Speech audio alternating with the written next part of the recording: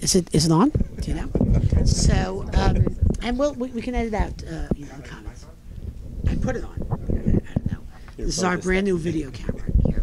So a dozen years ago, Menachem came and gave an in-service in my in a school in Florida, and I have to tell you that Lieber Schneider, who's an impressive teacher, who's one of the administrators now at Tiferet in Beit Shemesh, one of the girls' schools, and was a very confident young woman already at that point, a dozen years ago, walked out of that, and I think fought with Menachem much of the session, if I remember, and walked out and turned to me and said, I will never teach Tanakh the same way again after that, hour-long session. And that's the greatest compliment you could give anybody, that in an hour or a little more can totally change the way you look at something.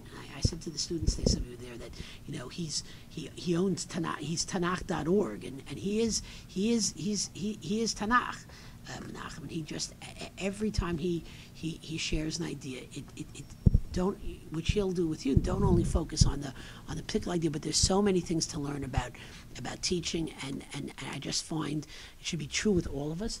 Every year, every time, I only got to hear Menachem for about 10 minutes this morning. Every year he gets better. And it's just an amazing thing, but you're touched by the rest of us. Mm-hmm. Anyway, so forgive me, I have to go back to those students. Thanks for the unity.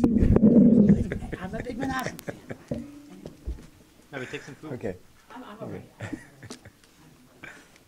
You're going to take the whole thing or just a couple minutes? We're going to take a couple minutes. What? Just a little clip. Okay, fine. Hold the microphone. Oh, hold the microphone. Please. Thank you. I'll begin by trying to get across the main idea. We usually teach a class, and from the student's point of view, what's the goal of the class from their point of view? Tell me honestly. What do they want? Grade. Everything is grade driven. But is this going to be on the test? Yeah. Is this going to be on the test? And why is that grade important to them? Whatever it is now. Yeah. But rarely is it really a search for knowledge or search for understanding. Now, it might be the underlying understanding of either school, but once it gets down to the school level, the main thing that motivates them is getting the grade, is going to be on the test, finishing the grade accomplishment, it's a system that works. But what loses sometimes is they don't understand the material. Like, I remember when I did math in high school, we learned integrals and derivatives. Remember doing those? Anyone remember? Derivatives, integrals? Yeah, like that, yeah. Now, I think I did fine on the test. I didn't understand what they were, how they worked, but I passed it with no problem. Finally, in college, when I learned physics, now I began to understand what was going on. Then it began to make sense. Because in high school, you need to get a grade. Now, whoever designed the high school system for math knows you have to know derivatives. But again, everything is a search for a grade as opposed to understanding and knowledge. Now, the same thing applies when you study Chumash. And the title of the session is, Michael, studying a book, or teaching a book, or teaching a class. Because when you prepare a class, sometimes the main motivation is I need to give a class that I can not only teach, but I can grade. I have to give a test, I have to be able to assessment. And there's two sort of dirty words in education. From the teacher's point of view, it's assessment, because it ruins the whole education system. I mean, it's something, you're in administration, right? Assessment, you have to use assessment, because you need assessment. It's a necessary evil. But it becomes the tail that wags the dog. Because the main consideration of the teachers and the systems, I need something I can assess. If I need a curriculum, I need a setup. And everything is that leads to the whole, everything's around the test. From the student's point of view, the dirty word is entitlement. You heard that before? I mean, you know what it means, entitlement? It means you have to teach me, right? And I have to be taught. And I pay tuition here, I need to receive. As opposed to I need to study, or I need to give, or I need to think. It's not necessarily so negative, but it's a frame of mind that everyone has that sort of. Now, what I want to present is a sort of bit of a different approach of teaching a book, what I call teaching a book instead of teaching a class, where the goal of the class is understanding.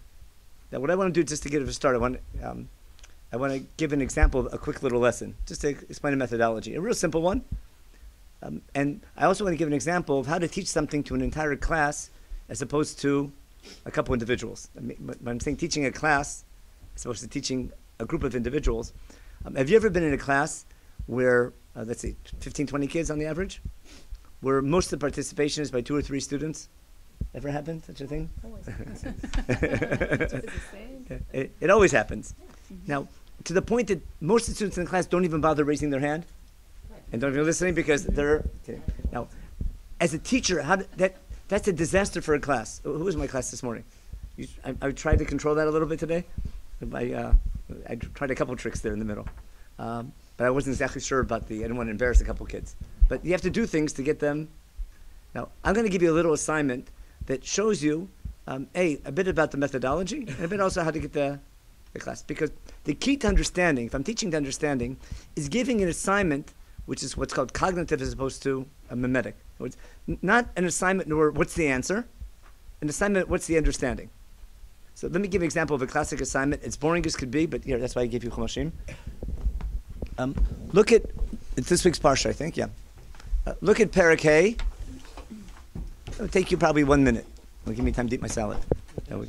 Perek Hey in, I'll give you time that we have reason to stop the camera. Yeah. It's okay, no, not yet.